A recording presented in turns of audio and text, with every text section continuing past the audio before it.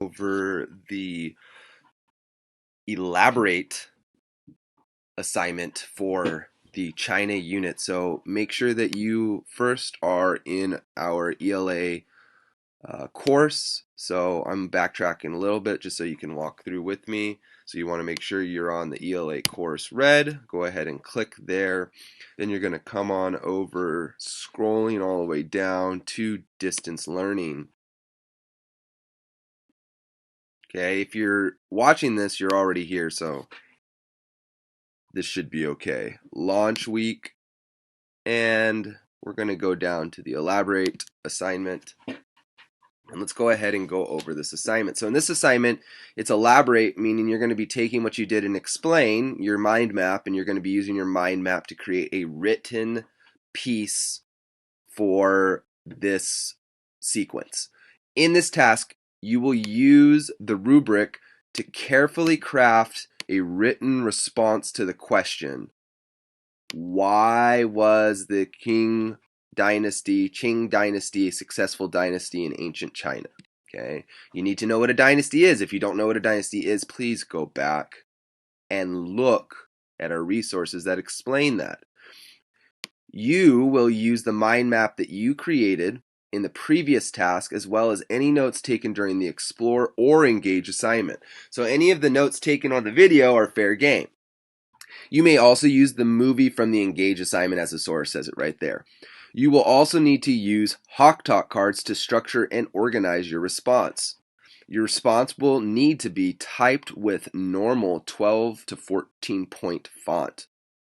Please see the attached rubric for clarification on what is expected. Please remember to save your draft often when you are writing. That way it doesn't get erased, okay? So, come on over here. Let's look at the rubric together. So the first part of the rubric is write an informative explanatory text to examine a topic. The topic that we're examining is the successful nature of the Qing dynasty, or why was the Qing dynasty successful. So our topic is the Qing dynasty and success. And we need to convey ideas and concepts and information through the selection, organization, and analysis of relevant content. All that really means is that we are going to be putting together a writing piece with stuff that we read that's going to be answering the question. Okay, we're going to answer the question using the information that was provided to us from the text, and we're going to organize that information well, so that everything that we include actually connects to the question. If you want a 3, the informative explanatory text examines the topic of the prompt or question. The text conveys an idea using selected information. This text is organized and includes relevant content. Okay, the only difference between a 3 and a 4 is this is done, okay, this is done somewhat, this is done well, meaning this is done all the time. A 2, the informative explanatory text examines the topic of the prompt or question. The text conveys idea without providing information. So you have given information in your written piece. It just does not really connect, or it connects, but it just does not elaborate. It does not clarify.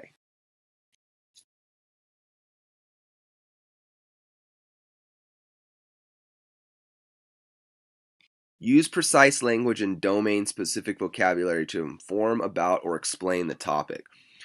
Okay, so if you want 4, you need to use 7 to 10 domain-specific words.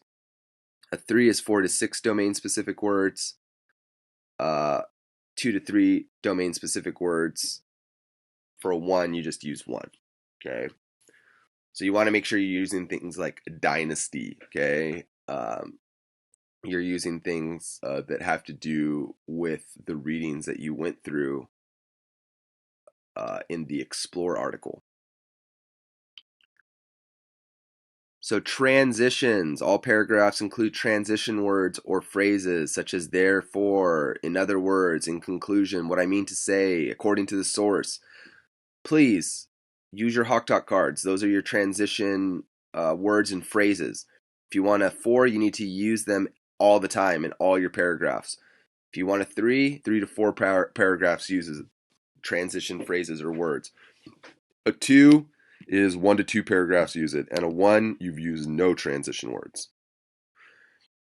Do you need to use or have to use the ones that are on the Hawk Talk cards? You don't have to use the transition words that are on the Hawk Talk cards, but it's going to be a heck of a lot easier to do so because you may or may not know what other transition phrases are besides the ones on those cards. If you memorize those ones and you practice with those ones are going to become automatic, and those are some of the best ones to use. There we go. Develop the topic with relevant facts, definitions, concrete details, quotations, or other informations and examples. Okay, so student uses all 3 sources of information. We actually have 1 source. Okay, so for this part, everybody's as long as they use the source from Explore, everybody will get a 4 on this section. There is not 3 sources to use. There is only 1 source. So you're lucky here. RI 6.1, cite textual evidence to support an analysis of what the text says explicitly as well as inferences drawn from the text. Okay, student correctly cites all textual evidence. Okay, student correctly cites at least 1 piece of textual evidence. So if you want a 3 or 4, you have to cite where your information comes from. If you want a 2, you don't cite. And a 1, you just don't even use any evidence. Okay, so make sure if you don't fully get this that you rewatch it, and if you have any questions that you message me. Good luck.